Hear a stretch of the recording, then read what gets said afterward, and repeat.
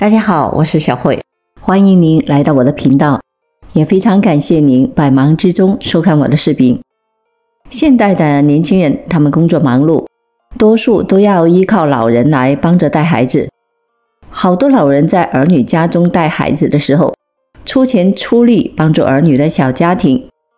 老人不怕吃苦，也不怕受累，只求得儿女们的尊重和认可。张阿姨今年63岁，她退休后把老伴留在家里，千里迢迢地来到了儿子家带孙子，这一待就是8年。这8年中，张阿姨花光了自己的退休金，把身体也累出了一身病。她自以为劳苦功高，儿媳妇肯定会对她感恩不尽，非常尊重。可是有一次，张阿姨无意中用儿媳妇的手机打电话时，却发现了自己在她手机里的备注，那2个字非常的刺眼。张阿姨很委屈，当天就离开了儿子家。63岁张阿姨的自述：我今年63岁，已经在儿子家里带孙子8年了。我是55岁那年退休的，退休前我在一家事业单位上班，退休的时候我的退休金只有5000来块，后来慢慢的涨到现在6000来块钱了。我和老伴儿都是在同一个单位退休的，他的退休金比我高出300块钱。按说我们拿着不低的退休金在县城里可以过着悠然自得的晚年生活。但是我在退休几个月后，我刚想和老伴出去旅游的时候，儿子和儿媳妇却给我打来了电话，他们让我过去帮着带孙子。我左右为难，儿子家在南方的一个城市，他们只让我去带孩子，也没有说让老伴和我一起去。把老伴一个人扔在家里，我真的不放心了。这些年我们夫妻俩从来没有分开过，我们彼此相依相靠。现在到了年纪大了，却突然得分开，真让人不适应。老伴宽宏大量，他安慰我说，你放心的去儿子家带孙子吧，等他上了学你回来，那时候我们就可以安度晚年了。我也想通了，带孙子也是一件大事。我只得含泪告别了老伴，搭上了南下的列车。到了儿子家的时候，儿媳妇已经把次卧给我收拾出来了，床上铺的是崭新的被褥。儿媳妇一口一个妈的叫着，叫得我心里暖暖的。我在心里告诉自己，儿媳妇这么孝顺，我在儿子家里也得好好的表现。老姐妹对我说过，他们在儿子家带孙子，儿媳妇都不爱搭理他们，把他们当作空气一样。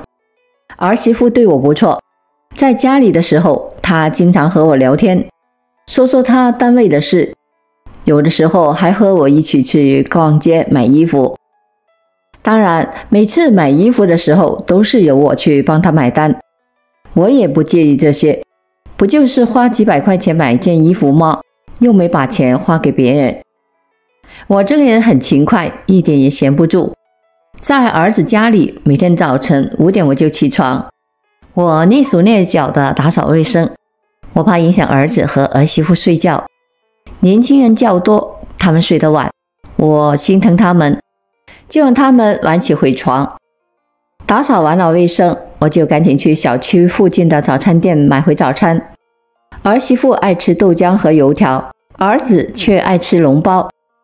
我还得跑2个早餐店才能够买回他们可口的早餐。儿子和儿媳妇上班后，我就给孙子做辅食。我从网上学到了做辅食的好多方法，我做的辅食孩子特别的爱吃，我很有成就感。孙子在5岁的时候，我就赶紧给孩子洗衣服。我这个人爱干净，看不得孩子的衣服上有一点点的脏东西。我出去买饭买菜的时候都是由我掏钱。我刚来的时候，儿媳妇曾经问过我，想给我留点生活费，可我觉得别那么生分了，反正我的钱早晚也是留给儿子家的，还倒不如提前花给他们，让他们高兴呢。我不是那种脑筋古板的老人，这些年我和老伴儿已经攒了30多万块钱，我们的退休金也不低，养老足够了，所以我在儿子家里花钱毫不在乎。我在儿子家里出钱出力，干活又非常的麻利，把里里外外打扫得非常干净，厨房里我都给擦得锃亮。那个周末我做了一桌丰盛的饭菜，让儿媳妇请亲家过来就坐。亲家是当地的，亲家母没有工作，男亲家的退休金也只有2000来块钱。为了和亲家和和睦睦的，我知道他们手里钱不多，我经常送他们礼物。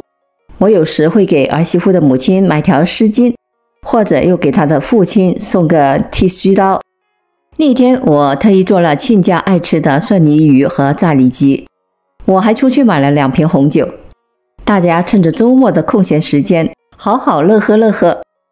亲家身体不太好，有几个月没有来了。他们来了以后，一看我把家里打扫得这么干净，窗户都给擦得照出人影。亲家啧啧称赞地对我说：“你太能干了，比保姆和钟点工强多了。”儿媳妇接口说道：“我婆婆就是一个合格的保姆，而且还是一个带薪的保姆呢。她把6000块钱的退休金都补贴给了我们，天天给我们家里做饭、打扫卫生。我婆婆来了，我才是真的享福了。”听了儿媳妇的话，我突然有些不舒服。儿媳妇听上去是在夸我，感谢我来帮他们忙，但是她说我是一个合格的带薪保姆，我突然觉得这句话不那么中听。我给儿子家出钱出力，凭的是一腔热情和满腔的爱心。我和保姆可不一样，我是长辈呀，我帮他们是情分。按说带孙子不是老人的责任。先不说钱不钱的问题，保姆只是拿钱干活，而我对儿子一家处处疼爱，儿媳妇怎么能够把我和保姆相提并论呢？我真的搞不清楚儿媳妇说这些话是为了夸我，还是在损我。我不是一个小气的人，虽然我心里也不高兴，但是我还是把不愉快的情绪压在心里。我满脸笑容地陪着亲家吃完了这顿午饭。吃完饭的时候，亲家去了客厅里，在那里喝茶吃水果。儿子有事出去了，我觉得儿媳妇应该帮着我收拾一下碗筷，然后我好快点的坐下和亲家聊聊天。没想到面对满桌子的杯盘狼藉，儿媳妇就像没有看见一样。她坐在客厅里和父母嘻嘻哈哈的说笑着。平时的时候基本上是我一个人在收拾碗筷，有时候儿子看到我累了也会帮着我收拾。可是那天我觉得儿媳妇应该帮我洗碗，毕竟亲家在这里。我只好一个人收拾了一大盘子的碗筷，在厨房里忙活了半天。当我终于把厨房收拾好了，来到客厅的时候，亲家说他们得回去了，家里还有点事，就不在这里玩了。他们走的时候，儿媳妇把我刚刚买的一个榴莲给亲家装上了。这个榴莲我花了385块钱买的。本来我打算吃完饭以后，我把榴莲打开，分成2半，给亲家装上1盒榴莲带回去，其余的我们吃。我特别喜欢吃榴莲，平时我舍不得买。那天知道亲家要来，我才出去买了这个榴莲。看到儿媳妇把整个榴莲给亲家带走了，我的心里很失落。我已经提前给儿媳妇说过，每家1半。看来在儿媳妇的心里，我远远不如亲家重要。人上了年纪了，就觉得时间过得特别快。转眼我在儿子家待了已经8年了。这8年，每年老伴来住上10几天就回去了。有的时候我趁着儿子和儿媳妇休年假的时候，我也回去住一段时间。本来我们商量着孙子上了小学以后我就回家，可是儿媳妇却不想让我走。她刚刚提了一个部门的领导，她说公司里面的事很多，她没有时间接送孩子上下学，就让我继续待在这里。我也不好拒绝，我和老伴商量了一下，他说那你就在那里再待几年再说吧。让我们庆幸的是，那几年老伴的身体还不错，我也就不用太担心了。我每天都要给老伴儿打几个电话，问问他干什么去了，吃的什么。那个星期五的晚上，我给老伴儿正打着电话，不知道怎么回事，我的手机突然自动关机了，怎么也打不开了。儿子让我不要着急，他说明天就是周末，不用去公司上班，他给我去修手机。周六的早上，儿子把我的手机拿出去维修了，维修店的人说让他等1-2个小时再去拿。由于头天晚上我和老伴正打着电话，手机就出了毛病，我的话还没有说完呢。我小姑子的儿子要结婚，我和老伴正商量一下给他们送多少的喜钱合适，我就要过了儿媳妇的手机，给老伴打了一个电话。我们在电话里说了半个多小时，老伴说我好长时间不回家了，小姑子想让我们一起去喝喜酒，可是我说我还得接送孙子上学。给老伴打完电话，我想把手机的屏蔽给关了，要不浪费电。我低头找屏幕按键的时候，我却无意中看到了儿媳妇的通话记录，有一个人的名字竟然是张妈。我心里一动，儿媳妇把谁给备注了张妈？我按耐不住自己的好奇心，我点开了通讯录，看看到底这是谁的号码。可是不看不知道，这一看可把我惊到了。张妈那2个字的下面，赫然是我的电话号码。我只觉得心跳加速，呼吸急速。我把手机放在了沙发上，转身就走进了卧室。我躺在床上，心里五味杂陈。我在儿子家尽心尽力地干了8年，我做的工作和保姆相比，有过之而无不及。我竟然连一句婆婆都没有换来，儿媳妇完全可以把我备注成婆婆呀。我儿子姓张，他把我备注成张妈，那意思我不仅仅是她老公的妈妈，在他心里，我这个老太太和他没有任何关系。儿媳妇平时对我不错，一口一个妈的叫着，也从来不给我甩脸色看。我真不明白她有没有把我当作亲人。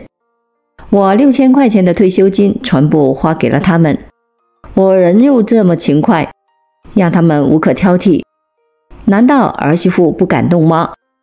这8年，由于我天天干活，本来我的血压是正常的，可是现在的血压也升高了，还天天的腿疼腰疼，我颈椎也经常犯病，头晕眼花，呕吐不止。可是我把身体的疼痛都悄悄的一个人承受了，在儿子和儿媳妇的面前报喜不报忧，他们觉得我无所不能，就像一个年轻人一样不知疲倦。没想到在儿媳妇的眼里，我只是张妈，我付出的这一切真不值得呀。我想好了，我要离开这里，我要回家，我要过属于自己的生活。这几年在儿子家里，我真的失去了自我，我全心全意地为儿子家付出，到头来我只是挣了一个张妈的名分。我走出卧室，儿子把我的手机拿回来了。儿子说让我先用着这个旧手机，等他发了工资的时候给我买一个新的。我心里稍微有了一点暖意，儿子还是体谅我的，但是没有阻止住我要回家的脚步。这时儿媳妇说他们想去饭店里吃午饭，在小区的南面刚刚开了一家餐厅，说那里的特色菜很好吃，让我也一块去尝尝。我推脱说颈椎有点不舒服，头晕，你们去吃吧，我不去了。他们走后，我赶紧收拾自己的东西，打车去了高铁站。还好我顺利地买上了回家的高铁票。上了高铁以后，我给儿子打了个电话，我告诉他我要回家，我不想待在这里了。儿子非常意外，他知道我突然离开肯定有特殊的原因，他问我为什么要走。我只是说在这里已经待了8年了，我该回去陪陪你爸了。儿子是一个细心的人，他马上把我的手机里转来了2000块钱，让我在路上用。坐在高铁上，望着车窗外飞速后退的景色，我心潮起伏。其实我离开儿子家有些晚了，孙子上幼儿园的时候，我就应该离开他们家。孙子在幼儿园中午不用接，儿子和儿媳妇打紧时间就能够带孩子了。可我心疼儿子和儿媳妇，想替他们多分担一点，就在他们家又多住了好几年。看来父母过多的为儿女付出不一定是好事，只能让他们习以为常了。我付出了这么多，在儿媳妇的心里竟然只是一个张妈。儿媳妇把我备注成张妈，其实说明了我和她之间是疏远的。虽然儿媳妇对我还不错，但是她这个备注还是伤了我的心。我需要的是他们的尊重和认可。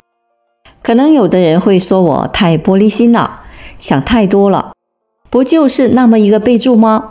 平时儿媳妇对我也不错，何必要这样去计较呢？朋友们，如果是你们遇到这样的事的时候，你们会选择离开儿子家吗？好了，朋友们，今天分享的视频内容就到这里了，非常感谢您的支持和鼓励，我们下期见。